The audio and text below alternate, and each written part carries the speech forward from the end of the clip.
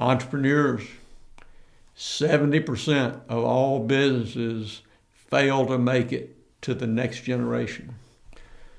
So give up your keys or have them taken away. With age comes a struggle to control many aspects of our lives. One of them has to do with who's going to drive your business, because none of us gets to drive forever.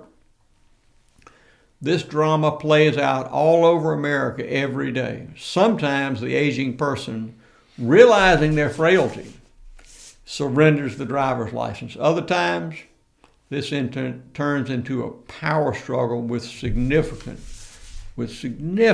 others around you. Occasionally, the older adult wins the struggle only to end in dreadful circumstances. They keep their keys, continue driving, and something terrible happens. Even then, some older adults demand to keep driving. This scenario plays out in business every day. Headstrong leaders refuse to consider the fact that they cannot drive the company forever. Being at the helm long after they should be, they get taken away in an untimely moment. And the company suffers. Consider what are the risks that you have to not passing on the keys now. No one gets to drive forever. You give up your keys or they get taken away. It's better to anticipate and plan for the future when you will not be driving the business. You want to give up your keys before they get taken away. None of us get to drive forever. So using a different analogy, a friend of mine says you should leave the party while people are still enjoying your company and before the sheriff shows up. Planning that day in the business world is called succession planning.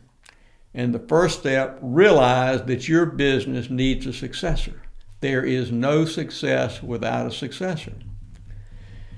There's one person who absolutely must understand this, the senior leader. The senior leader is the best person to drive the planning process for their replacement.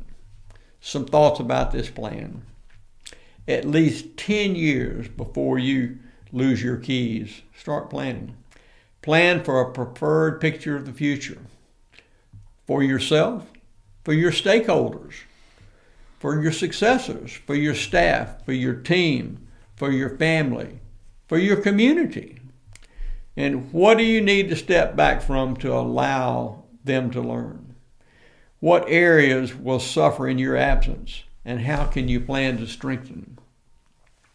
This process, which will then involve your senior team, which will then involve your trusted advisors, is the way for you to continue to impact your community and those around you. In order to do this, you must make a profit. In order to bless your community and to continue to advance the purpose which you've invested so much of your time, energy, and effort, which you have built your life around. This will allow it to continue, and you can be a cheerleader.